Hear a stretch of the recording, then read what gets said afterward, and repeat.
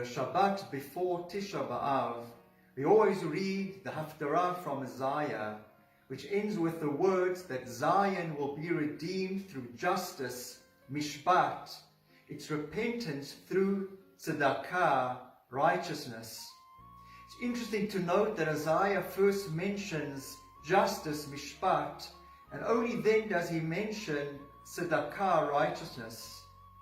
Mishpat normally is defined and comprises those basic elements of decency, morality, and ethics, whereas tzedakah represents giving forth of oneself, generosity, and outpouring on behalf of others.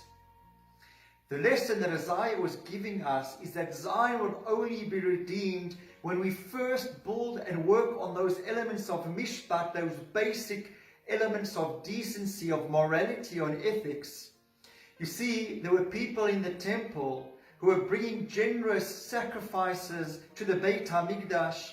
They were frequenting the Mikdash often, but unfortunately when they left the Beit HaMikdash, they didn't take the principles of the Beit HaMikdash with them. They went back to their bad business practices, exploiting the poor, exploiting the vulnerable, unscrupulous business practices. Isaiah was telling us that by doing the tzedakah, it doesn't replace the fact that we don't have the mishpat, the basic decency in place. It's no use trying to go above and beyond the letter of the law when you're not abiding by that very letter itself. The message is, of course, tzedakah is important, but first and foremost, we need to be good before we are great.